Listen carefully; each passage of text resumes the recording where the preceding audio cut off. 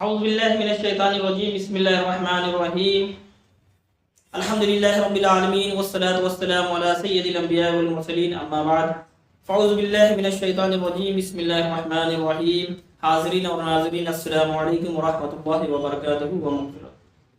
احادیث سن رہے ہیں، مسواک کے تعلق سے ہم احادیث سن رہے ہیں۔ آج انشاءاللہ عز و جل ایک اور حدیث کو پڑھیں گے، سنیں گے، سمجھنے کی کوشش کریں گے اور دوسروں تک بھی پہنچانے کی کوشش کریں گے۔ صلی اللہ علیہ محمد صلی اللہ تعالیٰ علیہ وسلم۔ ایک روایت میں ہے جو نماز مسواک کر کے پڑھی جائے وہ اس نماز سے کہ بے مسواک کیے پڑھی گئی ہے 70 حصے افضل ہے۔ صلی اللہ علیہ محمد صلی اللہ تعالیٰ علیہ وسلم۔ کیا بات سمجھ میں آئی؟ اس سے پہلے والی حدیث میں بھی ہم نے اسی کے تعلق سے پڑھا ہے کہ جو مسواک کر کے نماز پڑھی جاتی ہے 2 رکعت، وہ 70 نمازوں سے بہتر ہے۔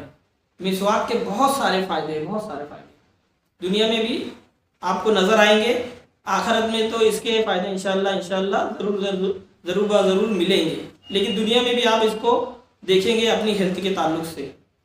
آئیے دعا کر لیتے ہیں۔ صلی اللہ علیہ محمد صلی اللہ تعالیٰ علیہ وسلم۔ اے اللہ، آپ صلی اللہ تعالیٰ علیہ وسلم کے طریقے پر ہمیں زندگی گزارنے کی توفیق دے، مسواک کی پابندی کرنے کی توفیق دے، فرائض کی ادائیگی، واجبات کی، سنتوں کی ادائیگی کی توفیق دے۔ میرے مولا توفیق دے کہ ہم نوافل کی ادائیگی بھی خلوص سے ادا کریں، خلوص دل کے ساتھ اسے پورا کریں۔ روئے زمین پر جہاں بھی مسلمان پریشان آ رہے ہیں، اللہ سب کی پریشانی کو دور فرما دے، ہمارے زندوں کی مردوں کی مغفرت فرما دے۔ اے اللہ، ہمارے والدین کی اور ساری امت کی مغفرت فرما۔ اے اللہ، کہنے سننے سے زیادہ عمل کرنے کی توفیق دے۔ وصلی اللہ تعالی علی خیر خلقہ سیدنا مولانا محمد وآلہ وصحبہ اجمعین برحمتک یا ارحم الراحمین وما علینا الا البلاغ۔ السلام علیکم ورحمۃ اللہ وبرکاتہ۔